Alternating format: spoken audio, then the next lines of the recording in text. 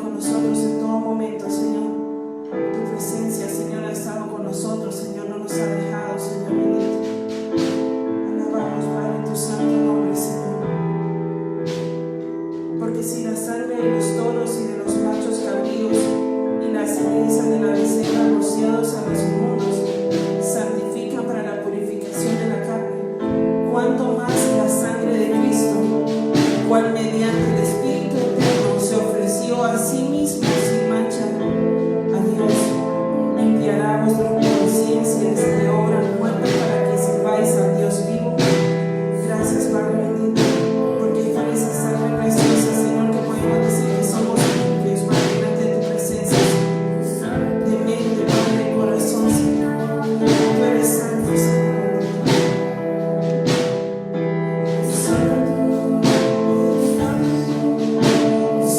Tú eres santo y digno.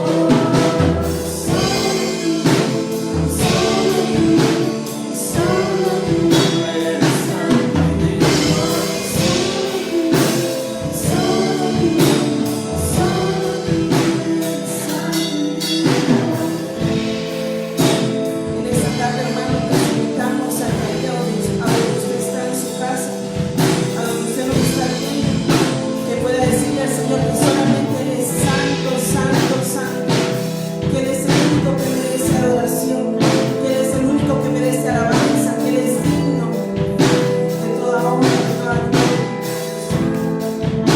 Solo tú eres santo, Señor. Solo tú eres santo, Padre.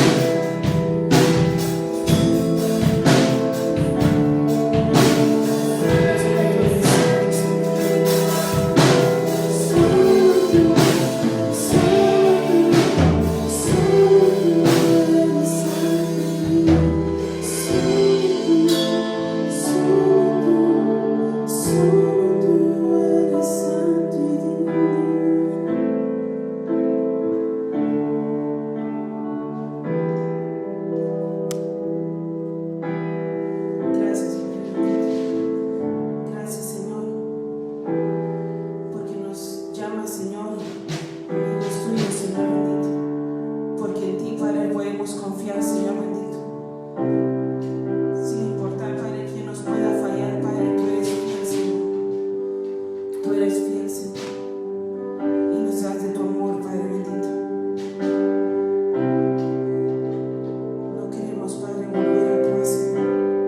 No queremos volver, Señor, al lugar, Señor, donde tú nos sacaste, Padre bendito.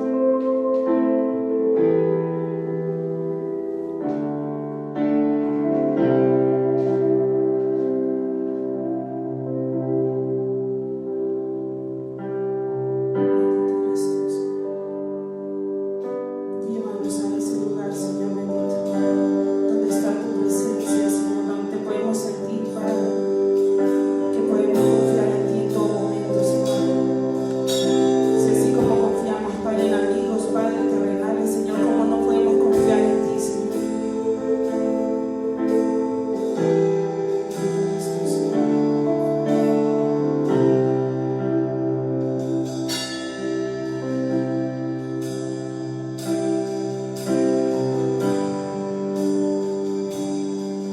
Queremos cantarte, Padre, que eres tú nuestro fiel amigo, Señor.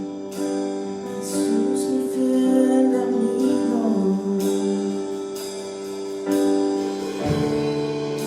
mi dulce capitán,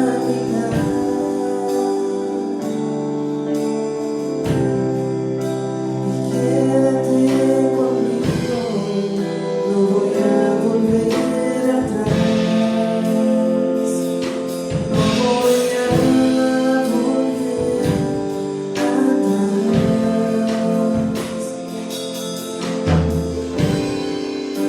Jesús, mi fiel amigo,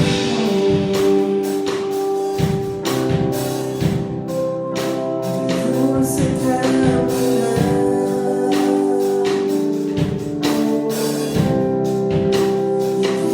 quédate conmigo, no voy a volver atrás, no voy a volver atrás.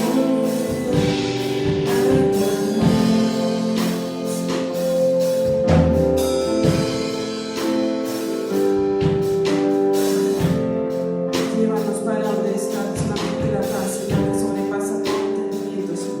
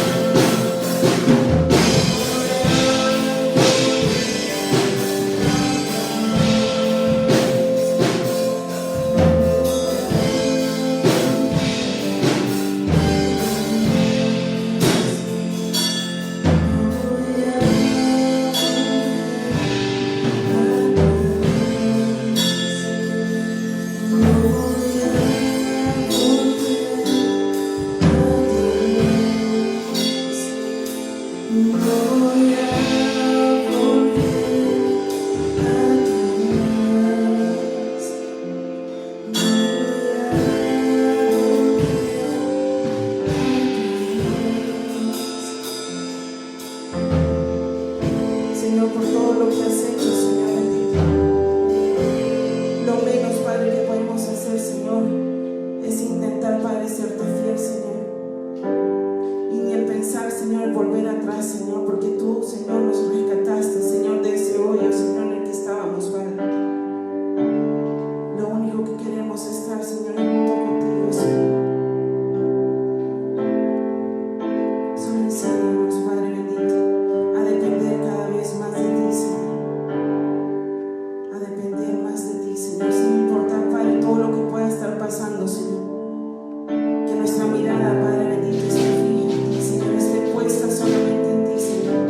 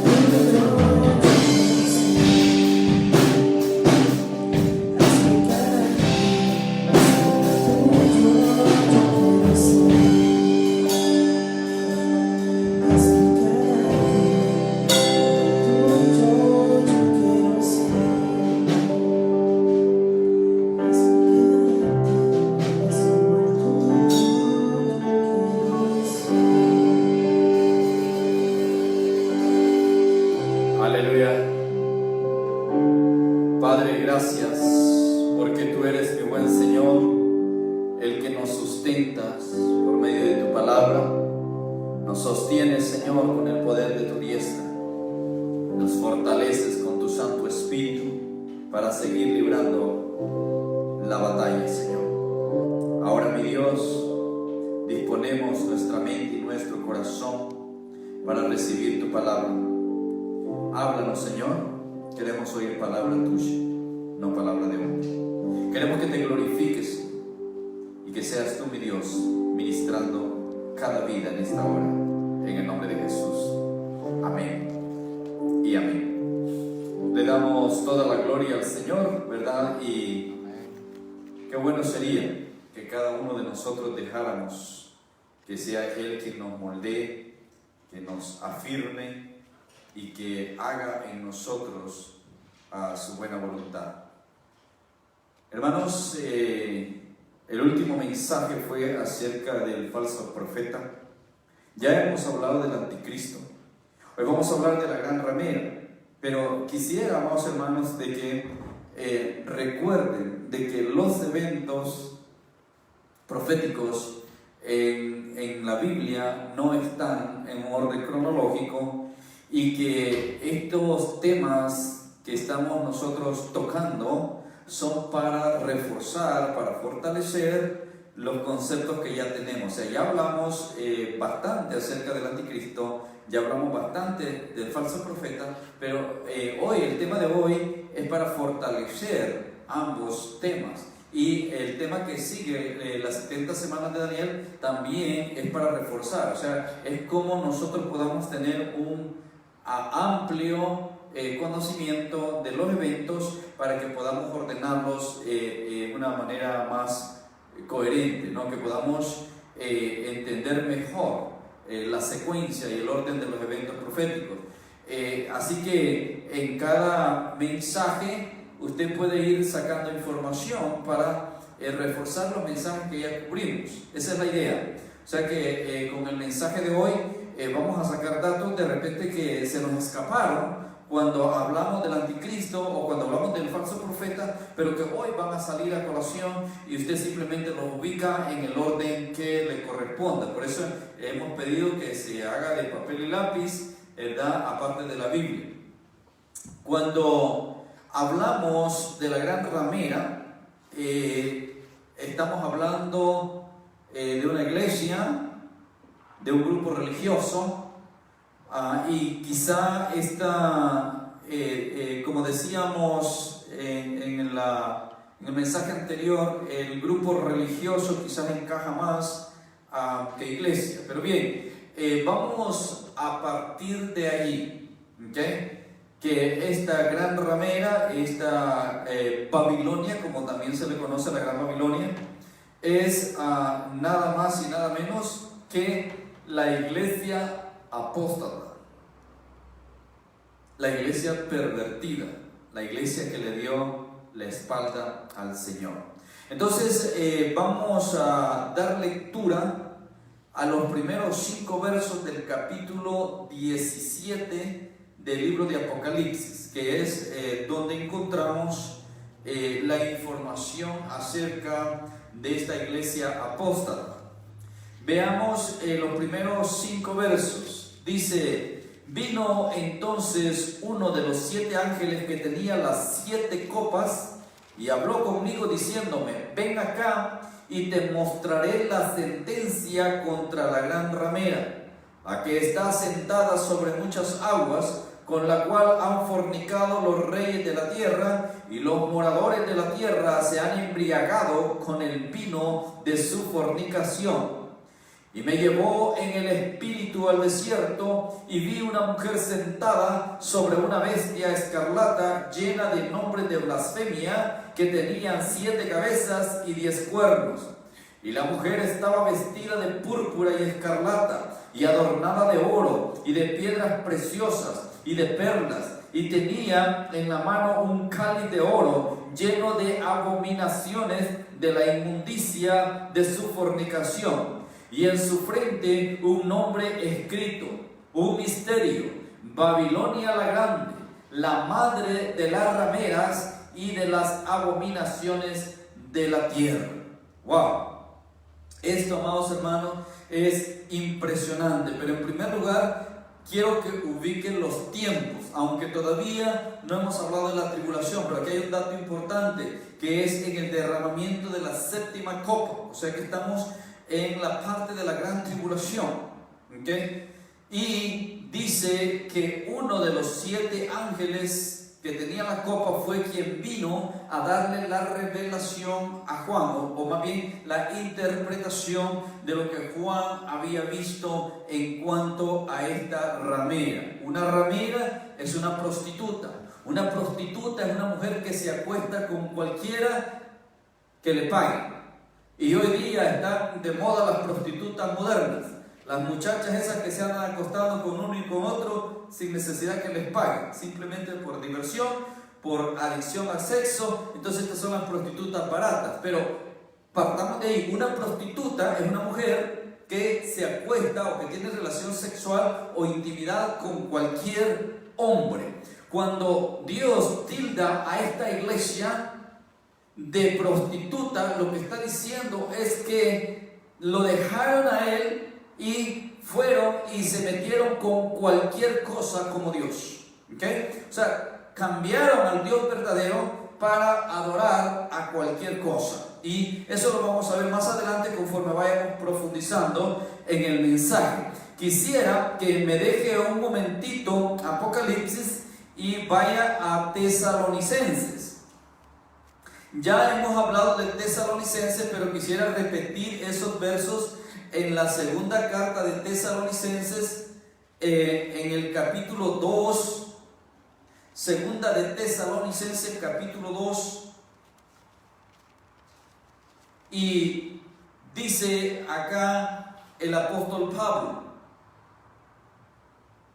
leo en el verso 1, pero con respecto a la venida de nuestro Señor Jesucristo y nuestra reunión con Él, os rogamos, hermanos, que no os dejéis mover fácilmente de vuestro modo de pensar, ni os conturbéis ni por espíritu, ni por palabra, ni por carta como si fuera nuestra, en el sentido de que el día del Señor está cerca. Nadie os engañe en ninguna manera, porque no vendrá, el Señor no vendrá, subraya eso, ya lo hablamos antes, sin que antes venga la apostasía y se manifieste el hombre de pecado, el hijo de perdición. ¿Okay? Entonces ya hemos hablado del hombre de pecado, del hijo de perdición, que es el anticristo, pero de la apostasía es lo que vamos a quizá hablar un poco. No vamos a profundizar, no vamos a entrar de lleno, porque nos vamos a enfocar en la gran ramera como la madre de las rameras. O sea, entre todos los apóstatas, este grupo en particular, esta iglesia en particular, se lleva el premio mayor. O sea, la apostasía ya empezó, hermanos. Si usted no se ha dado cuenta, en la última década se ha levantado una cantidad de apóstatas. ¿Quiénes son los apóstatas? Aquellos que habiendo experimentado y habiendo vivido en el camino de la verdad, dejan el camino de la verdad para seguir la mentira. Aquellos que siendo testigos de la obra del Espíritu Santo, ahora se dejan llevar por cuentos y fábulas. Aquellos predicadores, aquellos pastores que estuvieron un tiempo o que nacieron y crecieron con la sana doctrina y que en el camino se desviaron porque les parecieron mejores cosas ofrecidas por el mundo y dejaron la verdad, se apartaron de la verdad para seguir la mentira. Ahora, usted conoce más de una persona, usted conoce más de un predicador, usted conoce más de un pastor o profeta o apóstol por ahí, que son evidencia de que en el siglo XXI la apostasía está efervescente, está fuerte. Ahora, ¿qué nos dice esto? Que la venida del Señor está cerca. Según Tesalonicenses dice que el Señor no vendrá sin que antes sucedan estas cosas. Entonces vemos, cuando hablamos del anticristo, que hay muchas señales que apuntan que el anticristo ya anda por ahí dando vueltas. Y vemos la apostasía que está tomando fuerza. Entonces, otro indicador que la venida del Señor está cerca. Ahora, cuando vamos a Apocalipsis 17, cuando entramos en el terreno de la gran ramera, la madre de las prostitutas, espiritualmente hablando.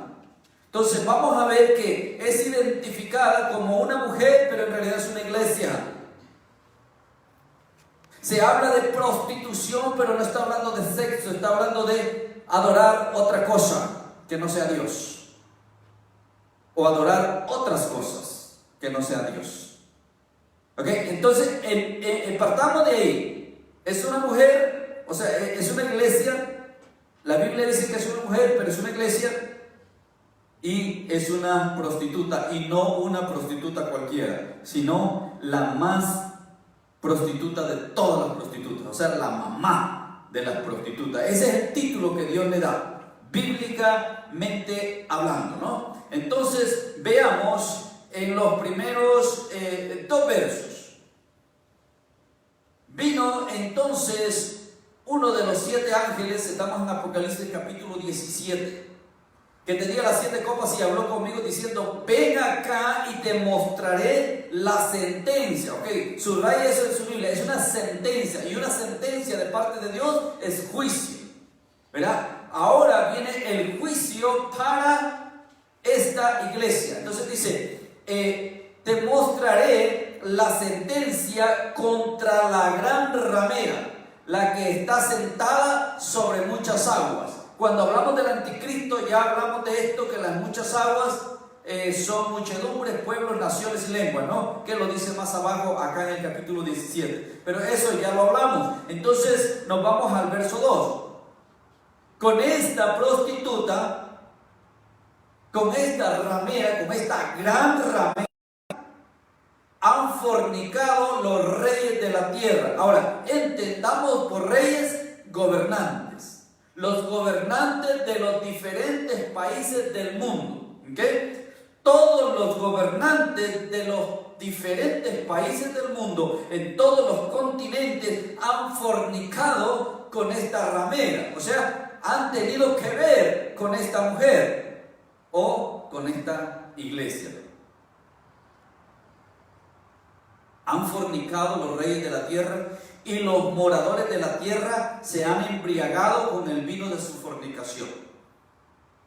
O sea, toda la humanidad ha estado siendo partícipe de esta abominación, de esta fornicación, de este adulterio. Ya dijimos que está hablando de fornicación o adulterio espiritual. Una mujer adultera cuando teniendo su marido se va con otro. Una mujer cae en fornicación, o un hombre cae en fornicación cuando, sin estar casado, tiene relaciones sexuales.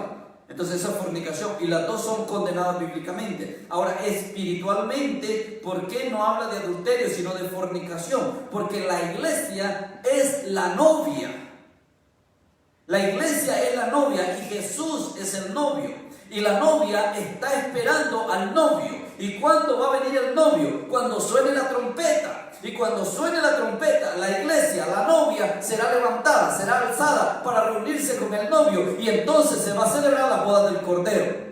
Ahora, cuando la iglesia, o sea la novia, mientras está esperando al novio con el que se va a casar, viene y se acuesta con otro por ahí, y con otro por allá, y con otro por allá. Eso es fornicación. Ahora, eso es lo que ha hecho la iglesia. Mientras espera a su novio, se ha metido a adorar cualquier cosa. Y ahí es donde está la fornicación espiritual. La novia que está esperando al novio con el que se va a casar, de repente se encuentra con un muchacho guapo, va, y se mete con él, se encuentra otro, se mete con él, se encuentra otro, hasta que se prostituye. O sea, eso es una prostituta que va con uno y va con otro. Entonces Dios está comparando a la iglesia de esa manera. O sea, esto es la apostasía. O sea, cuando tú dejas al Dios verdadero y te vas detrás de otro Dios. Y algunos no se han dado cuenta, pero se han ido detrás del dinero, y el dinero, ese ha sido su Dios. Y ese es el Dios que están adorando. Y con el fin de hacer dinero han hecho y deshecho cualquier cosa. Lamentablemente. Pero esa es la realidad. Entonces dice que los reyes, o sea, los gobernantes, pero también los habitantes de toda la tierra han sido embriagados con esa fornicación de carácter espiritual. Verso 3. Entonces dice Juan: el ángel me llevó en el espíritu al desierto y vi a una mujer sentada sobre una bestia escarlata llena de nombre de blasfemia, que tenía 7 cabezas y 10 cuernos. ¿Okay? Ahora vamos a detenernos en este verso, porque este es el verso mismo que encontramos en Apocalipsis 13 cuando hablamos acerca del anticristo. Entonces, si usted ve, es la misma bestia, con 7 cabezas y con 10 cuernos. Ahora, ¿qué dijimos que era esa bestia? Concluimos que esa bestia era el anticristo. Y el anticristo dijimos que es el hombre que se levanta con todo el poder y la autoridad y el trono de Satanás. Pero también nos dice que esa bestia representa un imperio. Y aquí es donde podemos perdernos. Y yo quisiera que por favor pongan mucha atención para que no se me pierdan esto. O sea, el significado de la bestia se aplica en 2 sentidos. Uno, el personaje, el anticristo en sí, que tiene toda la autoridad del diablo, de Satanás, pero también representa el imperio número 7. Son 7 cabezas. Y cuando recibimos la interpretación, dice que 5 ya cayeron. El 6º es, o sea, el 6º era el imperio romano, el que existía en el tiempo de Juan, y el 7º todavía no llega. Entonces, este imperio representado por la bestia es ese imperio que vamos a ver más adelante, que está formado por 10 países, 10 naciones que se van a unir para formar este imperio que va a gobernar el mundo. Y quizás cuando hablemos del nuevo orden mundial, quizás podamos entender un poco mejor esto. Pero lo que me interesa en este momento es que usted vea las 2 posiciones que tiene. O sea, los 2 significados. ¿Okay? Entonces dice que él vio, en el verso 3, a una mujer. Esta mujer es la prostituta. Esta mujer es la iglesia. ¿Okay? Entonces dice que vio a esta mujer sentada o montada sobre una bestia escarlata llena de nombres de blasfemia, que tenía 7 cabezas y 10 cuernos. Ahora, cuando leemos en el capítulo 13, vemos que dice en el verso 1: me postré sobre la arena del mar, y vi subir del mar una bestia que tenía 7 cabezas y 10 cuernos, y en sus cuernos 10 diademas, y sobre su cabeza un nombre blasfemo. Ahora, ¿qué es un nombre blasfemo? Entendamos que una blasfemia es una ofensa hacia Dios. Ahora, considere usted algo que sea ofensivo para Dios. Bueno, sabemos que el pecado le ofende a Dios, pero algo que sea una expresión o un nombre o una actitud que sea ofensiva para Dios, eso es una blasfemia. Bueno, estos nombres que aparecen son blasfemos. Ahora, vamos a ver más adelante por qué todos estos nombres son blasfemos. Y yo voy a pedirle a usted que cuando terminemos este mensaje, que usted haga una lista de todos los nombres que hay en esta iglesia que se les da adoración, se les venera, para que usted vea de qué está hablando este pasaje, de todos los nombres blasfemos que adornan a esta mujer. sea, aquí se ve como una decoración, ¿no? Un montón de nombres, pero todos los nombres eran blasfemos. ¿Por qué son blasfemos? Porque son nombres que han sido puestos para ser adorados, para recibir reverencia, para recibir adoración, cuando la palabra de Dios nos dice que Él es el único digno de recibir adoración. Pero bueno, esta iglesia prostituta se metió a adorar cualquier cosa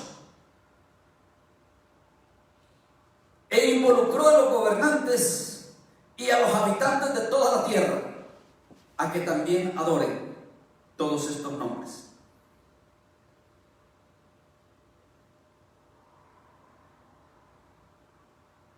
Verso 4. La mujer estaba vestida de púrpura y escarlata. Acuérdense, la mujer, dijimos, es una iglesia, o al menos un grupo religioso. ¿Okay? La mujer está vestida de púrpura y escarlata. Ahora usted vaya echando ojo cuál es la iglesia o el grupo religioso que se viste de púrpura y de rojo escarlata, y que además dice está adornada de oro. ¿Va conmigo? Verso 4. O sea, se viste de púrpura, escarlata, adornada de oro, de piedras preciosas y de perlas, y tenía en la mano un cáliz de oro. Ahora, ¿cuál es la iglesia que usa un cáliz? ¿Cuál es el grupo religioso que todavía hoy en día usa un cáliz en su ritual o en su liturgia? Ese cáliz de oro, póngale ojo y póngale cuidado a esto. Ese cáliz que esta iglesia usa en su liturgia o en el desarrollo de sus actividades religiosas estaba lleno de abominaciones y de la inmundicia de la fornicación. ¿Ok? Entonces ese cáliz que se ocupa en el momento más importante en la ceremonia de esta iglesia, este cáliz es el instrumento que supuestamente conecta a la comunidad con Dios. Dios dice que está apestado de abominaciones y de la contaminación, de la fornicación de esta iglesia. Está lleno de abominaciones y de las inmundicias de su fornicación. Ahora dice el verso 5, y en su frente un nombre escrito, un misterio: Babilonia la grande, la madre de las rameras y de las abominaciones de la tierra. Ahora Dios la identifica como la mamá de las rameras, o sea, la peor de las rameras, espiritualmente hablando, ya dijimos, ¿no? La gran Babilonia, Babilonia la grande. O sea, tiene un nombre que resalta, un nombre que es reconocido a nivel mundial. La humanidad entera reconoce este nombre y le da un nombre santo, pero de santo no tiene nada. Porque dice el Señor que está llena de abominaciones, está llena de la contaminación de su fornicación. Vámonos al verso 6. Y vi a la mujer ebria, o sea, borracha, pero no de vino, sino de la sangre de los santos. Ahora, cuando la Biblia habla de los santos, está hablando de nosotros, los redimidos, los que hemos sido lavados con la sangre de Cristo. ¿Okay? No los santos que se nos ha enseñado por ahí, sino los santos somos el cuerpo de Cristo, la iglesia verdadera, la iglesia pura y sin mancha.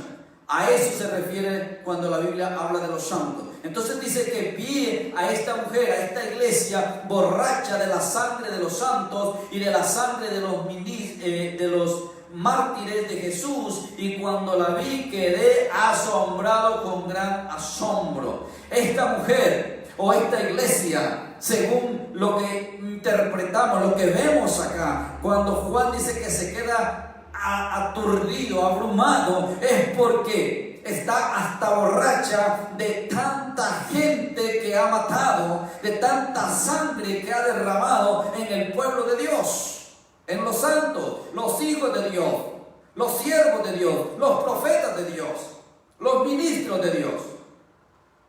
Dice, los mártires de Jesús, o sea, todos aquellos que dieron su vida por causa del nombre de Jesús, en manos de esta iglesia. ¡Wow! No es fácil, pero esta es la realidad. Y está aquí, hermanos. El que no lo quiere ver es porque no quiere. Honestamente, porque no quiere. Pero vamos más adelante.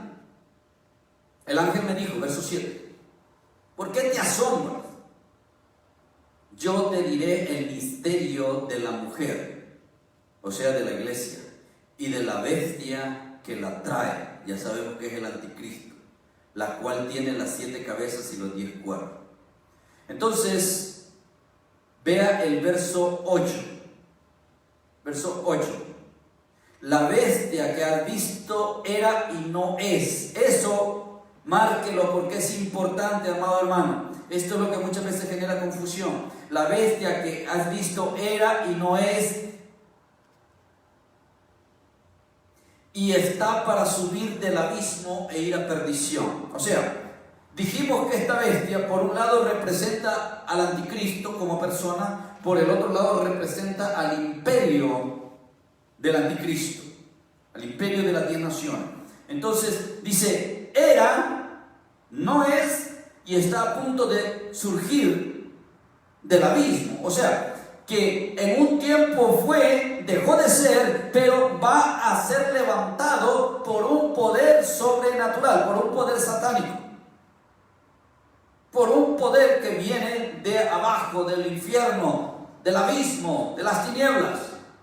Entonces, esto nos dice, amados hermanos, que la resurrección que va a tener el anticristo va a ser obra de Satanás. Claro, ya sabemos que él nace, surge por obra de Satanás. Entonces la aparente resurrección, o sea, es cuando él aparentemente va a dejar de ser y de pronto, ¡pum!, vuelve a surgir. Pero veamos por el otro lado a manera de imperio. ¿Qué imperio es el que ya sucedió? Ya estuvo en un tiempo. Bueno, es el imperio romano. Y el imperio romano parece que ha muerto, parece que desapareció, aunque religiosamente nunca ha desaparecido. Estuvo en unos momentos de que parecía que ya se moría, se acababa, pero volvió a tomar fuerza. Pero la parte política es la que aparentemente desapareció, pero en realidad no. Ahora, este poderío o este imperio es el que va a resurgir. O sea, Roma va a resurgir como imperio bajo el poder satánico. O sea, eso es lo que está diciendo, ¿no? Va a resurgir del abismo. O sea, por medio del poder de Satanás, este imperio se va a volver a levantar. Entonces, quizá, bueno, y lo más seguro es que no va a ser conocido como Roma. Pero el indicador que nosotros tenemos que tomar como señal es el territorio que ocupó Roma. Todo lo que ocupó Roma se va a volver a hacer un imperio. A lo mejor ya no con el nombre de Roma, vendrá con otro nombre, pero el territorio, usted sabe que todo lo que es ahora Europa, todo eso fue dominado por Roma. O sea, todo eso fue parte o fue el imperio romano. Se extendió todo lo que hoy es Europa, todo eso es parte de lo que fue Roma, el imperio romano. Y qué curioso que es justo en Europa donde se está hablando del nuevo orden mundial. Pero eso es otro tema que vamos a hablar después. Ahora, solamente quisiera, amados hermanos, que consideremos esto, que cuando llegamos aquí al verso 8 y verso 9, el verso 9 en particular nos dice esto para la mente que tenga sabiduría: las 7 cabezas son 7 montes sobre los cuales se sienta la mujer. Ok, entonces miren que aquí nos da otro dato importante, nos da otro significado de las 7 cabezas. Dice que son 7 montes sobre los cuales se sienta la mujer. Ahora, vaya usted a estudiar y busque cuál es la ciudad en el mundo que está sentada bajo 7 montes. El Vaticano. Usted va a encontrar que el Vaticano es la ciudad que está sentada sobre 7 montes. Ahora, ojo con esto, porque el Vaticano, o como le llama David Diamond, la Baticueva, es algo interesante. ¿Por qué? Porque esto nos da a nosotros, Iglesia de Cristo, la respuesta, la clave de todo lo que está aconteciendo y lo que va a acontecer en estos últimos días.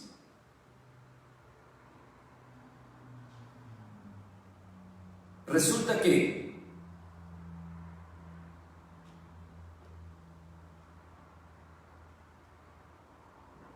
todo Europa fue gobernado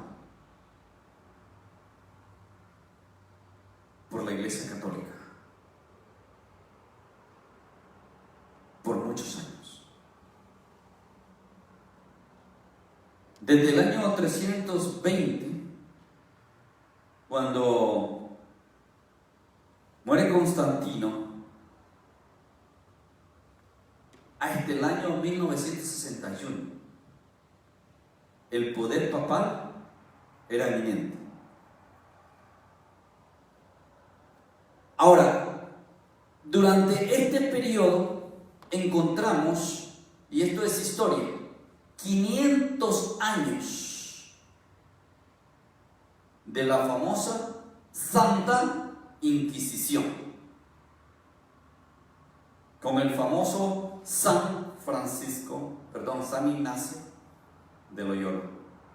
500 años de la Inquisición. ¿Y qué era esta Santa Inquisición? Era la Guerra Santa, donde todos aquellos que no estaban de acuerdo con la Iglesia Católica tenían que morir. ¿Cuánta gente mataron? ¿Cuánta gente muere en esta Santa Inquisición? Entonces, acá en el capítulo 17 nos identifica el Vaticano. Ahora, ¿qué es el Vaticano? Es la sede de la Iglesia Católica. Es la sede del Papa. Y lo interesante, amados hermanos, es que esta iglesia se extendió por todo el mundo. Y en todos los países, hasta en el pueblo más remoto, más pequeñito, tienen representación. O al menos tenían, porque en los últimos años se han perdido algunos.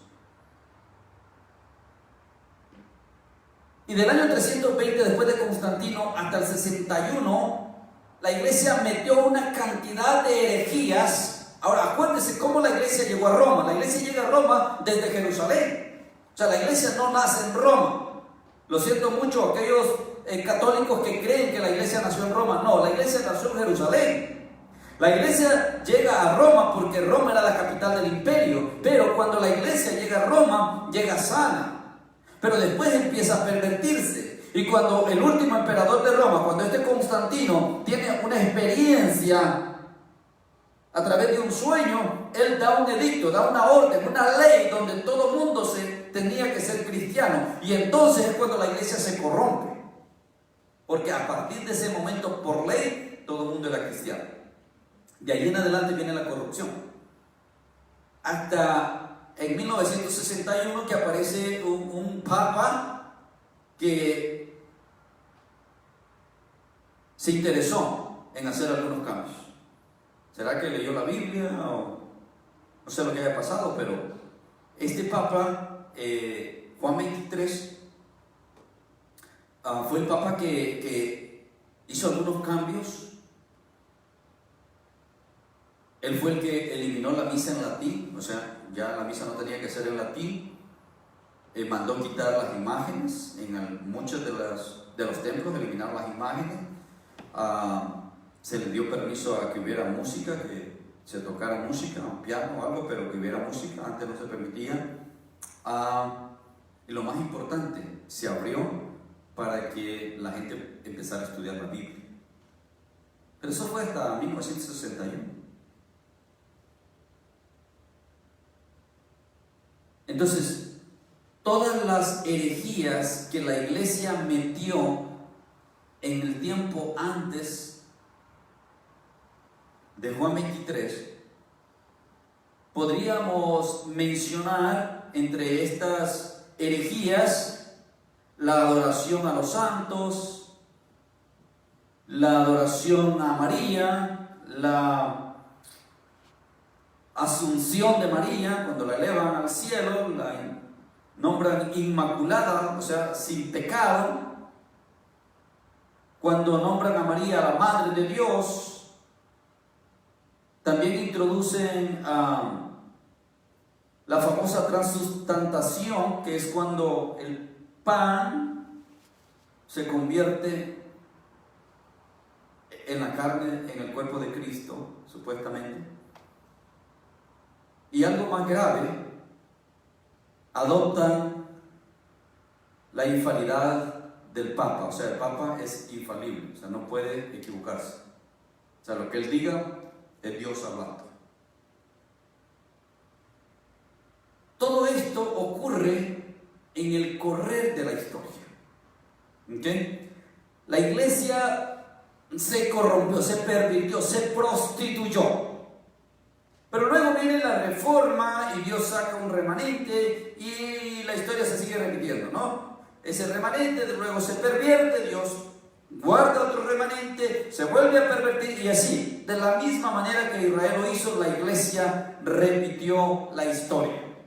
Ahora podemos decir que cuando Jesús venga, Jesús no va a venir a recoger a los cristianos, porque ahora cualquiera se denomina cristiano.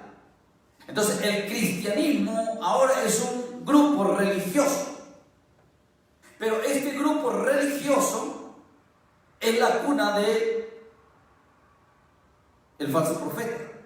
O sea, el falso profeta va a salir dentro del pueblo cristiano como un apóstol, como un servidor de Dios, pero que va a servir al anticristo. Esto, amados hermanos, permite que nosotros podamos entender lo que está pasando.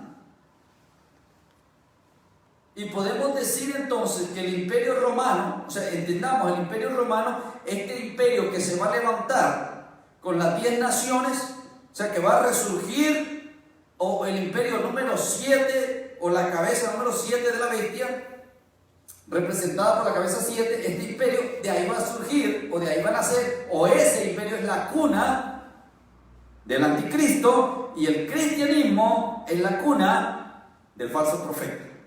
Ahora, ¿ve por qué es importante entender esto de la gran ramera? Dios quiere que usted y yo entendamos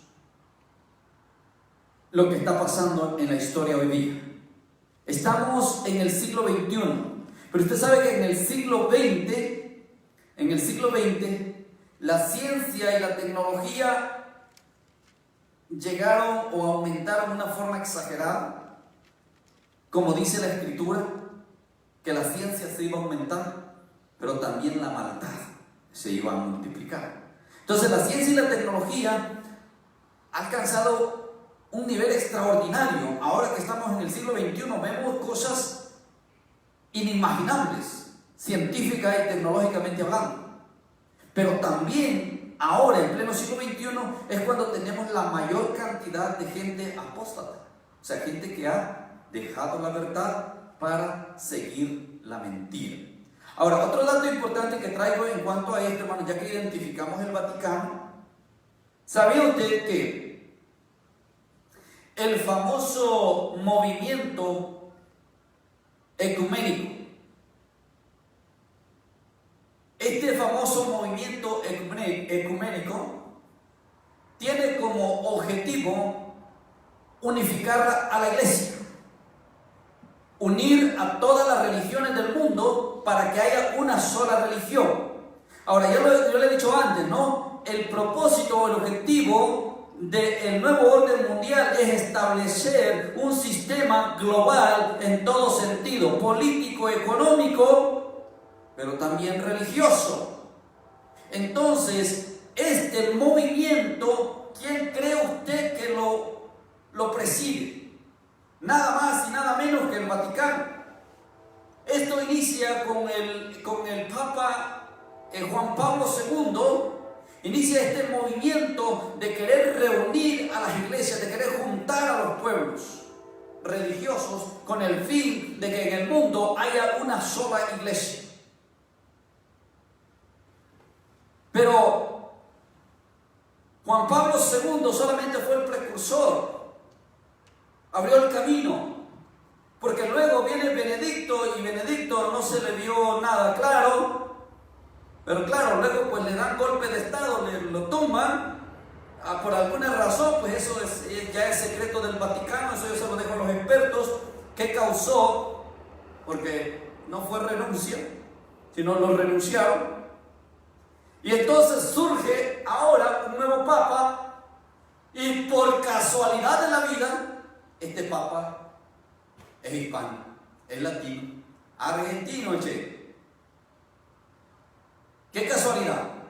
No es casualidad. Es que el Vaticano se dio cuenta de que a nivel latinoamericano la iglesia evangélica estaba arrancándole a todos los feligreses, y muchos católicos se estaban convirtiendo al evangelio, y ellos necesitaban ponerle freno. ¿Y qué mejor que levantar un papa de su raza?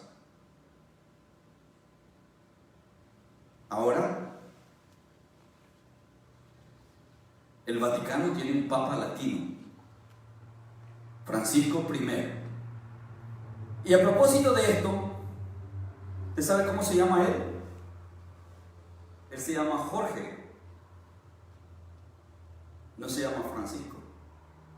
Y aquí hay un dato interesante, y es que este es el problema con Apocalipsis, ¿no? Que hay una ensalada de todo, que a veces de repente nos perdemos cuando hablando de una cosa aparece otra, ¿no? Y es que así está desarrollado Apocalipsis. Entonces, pero este dato no lo quiero pasar por alto porque ya hablamos del anticristo.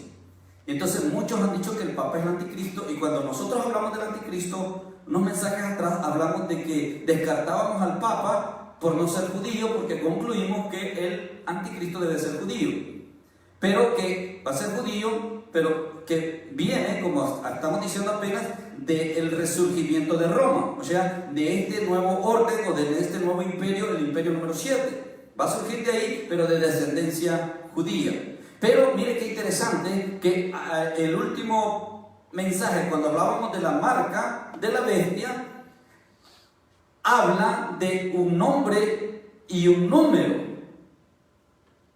Y es interesante, amados hermanos, que cuando se nombra a un papa, se le asigna un nombre y un número. Estudie la historia de los papas y usted se va a dar cuenta que cada uno de los papas que aparecen en el listado, ninguno tiene su nombre original, o sea, su nombre verdadero. Hay un nombre que se le asigna y hay un número que se le asigna. En este caso, Francisco I. El que tiene oídos, oiga lo que el Espíritu de Dios dice a la iglesia. Tómelo en cuenta como un dato de investigación y de estudio para que después usted tome sus propias conclusiones, ¿no? No quiero que se me confunda, simplemente al mencionar esto se me vino compartirles ese dato, ¿no? Para que también lo tomen en cuenta, ¿okay? Luego decíamos que este movimiento ecuménico, este Francisco, lo ha agarrado con todo. Claro, estamos en el tiempo. Ahora, yo no tengo datos específicos, pero por favor, mire, eso está ahí. Está ahí en tantos medios de comunicación que hay hoy día. Busque usted, ¿cuántos pastores? Ahora Francisco los tiene en la mano. ¿Cuántos pastores evangélicos ahora están de la mano con Francisco? Y están hablando de que vamos a hacer una sola iglesia. Por favor, ¿en qué cabeza cabe? Ahora, este hombre tiene características bien marcadas. Y este hombre ha hecho algo que ninguno de los papas anteriores ha hecho. Y se muestra de una forma tan humilde que ha convencido a muchos. Su humildad, verdadera o falsa, fingida, no sé, pero la verdad es que a través de sus actitudes humildes muchos han caído en el juego y ahora están de la mano con él. Y el propósito es unificar. Y me da vergüenza escuchar pastores decir que el Papa y ellos están en la misma sintonía porque están sirviendo al mismo Dios, porque están en lo mismo. Oh, por favor, qué vergüenza, qué pena. No se puede juntar el agua y el aceite. No se puede. La luz y las tinieblas no se pueden juntar. Las tinieblas tienen que huir y la luz resplandece, amado hermano. Si tú eres evangélico de verdad, no permitas que las tinieblas empañen tu luz. Brilla como verdadera luz. Y entonces tenemos hoy día, amados hermanos, cantidad de gente volviendo al catolicismo, incluyendo evangélicos, pastores, predicadores. Qué vergüenza, qué pena. Ahora, yo no tengo nada en contra del catolicismo, amado hermano. Lo que yo estoy diciéndole a usted, lo que la palabra de Dios dice. Usted es libre de practicar y hacer lo que le dé su regalada gana. Pero lo que yo quiero que usted entienda es qué dice la palabra, porque al final vamos a ver que Dios nos invita o los invita a que salgan de ahí.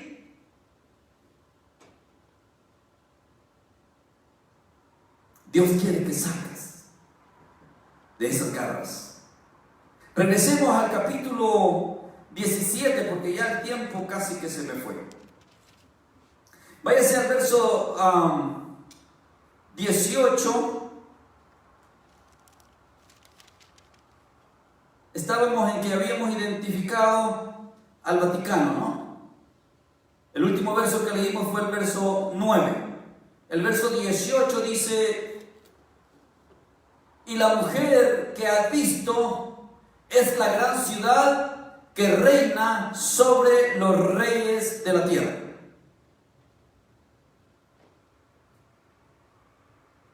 Hay una sola ciudad en el mundo que tiene autoridad sobre los reyes de la tierra. Es el Vaticano. Ahora váyase al 18:24. Capítulo 18, verso 24. Y en ella se halló la sangre de los profetas y de los santos y de todos los que han sido muertos en la tierra. O sea, esa es la razón por la cual el juicio viene contra ella. Y creo que el tiempo se nos acabó. ¿Alguien me ayuda con el tiempo? ¿Son 9 y qué? 9 y 8. Ok, si el tiempo se nos acabó, vamos a dejar pendiente. Yo pensaba cubrirlo todo, pero el tiempo se me acaba. Vamos a dejar el juicio, o sea, lo que es el capítulo 18. Todavía nos falta parte del capítulo 17, porque llegamos hasta el verso 9. Nos falta del 11 en adelante y el capítulo 18, que es el juicio. Así que El tiempo no nos alcanzó en esta ocasión, pero quisiera simplemente dejarles esto en mente, amados hermanos. Lo de las 70 semanas pues lo vamos a prolongar, pero necesitamos concretar esto con claridad. No quiero dejarlo a medias. ¿Okay? Dice en el verso 10 que estos montes, estas cabezas que representan los montes también representan a reyes. Son 7 reyes. O sea, 7 reinos, 7 imperios. 5 de ellos han caído, uno es y el otro aún está ha de venir. Y cuando venga es necesario que dure breve tiempo. Entonces nos está diciendo que este imperio que va a resurgir con la conexión de Roma y con la influencia de los otros imperios.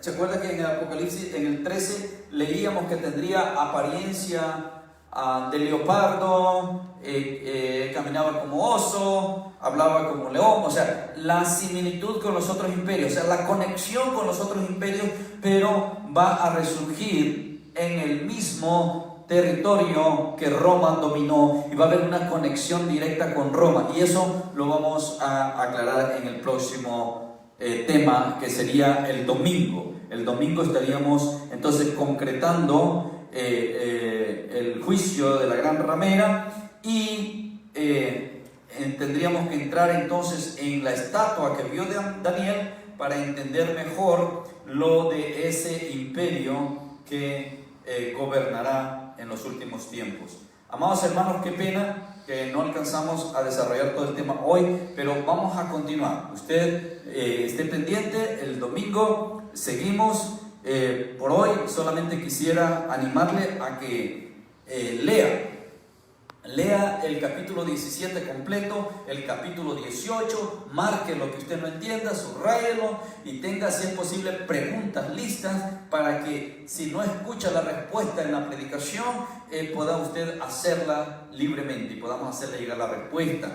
Por el otro lado, también queremos que usted se vuelva un estudioso de la Biblia, para que no crea cuento, para que no coma cuentos, sino realmente usted se deje llevar por lo que la palabra de Dios dice. Vamos a orar y vamos a darle gracias a Dios. Padre, te alabamos y te glorificamos. Te damos gracias, Señor, por la palabra expuesta en esta hora. Permite, oh Dios, que cada mente y cada corazón que la ha recibido, que pueda atesorarlo y que pueda poner su esfuerzo, su empeño en vivirla, Señor, en ponerla en práctica. Que no seamos oidores olvidadizos, sino que seamos hacedores de tu palabra. Señor, glorifícate en cada uno de nosotros. Gracias porque has prometido librarnos de todas estas cosas. Porque, Señor, creemos en tu promesa que seremos levantados antes que todo esto acontezca. Gracias por esa promesa, lo consideramos un hecho, porque fiel es el que lo ha prometido. Ahora, mi Señor, permite que tu paz, tu gracia siga abundando en cada uno de nosotros. Te lo pedimos, Padre, con acción de gracias, en el nombre de Jesús. Amén. Amén. Amados hermanos, un abrazo para cada uno de ustedes, hermanos allá en México. Señor les bendiga. Hermanos de Colombia, les queremos. Un abrazo de parte del Señor. Hermanos en Lima, Perú, se les ama y sigamos adelante en la lucha, en la batalla, en la prueba, porque la victoria es de nosotros. Que la gracia del Señor, Dios Todopoderoso, sea sobre cada uno de ustedes y que su preciosa paz llene sus corazones hoy y siempre. En el nombre de Jesús.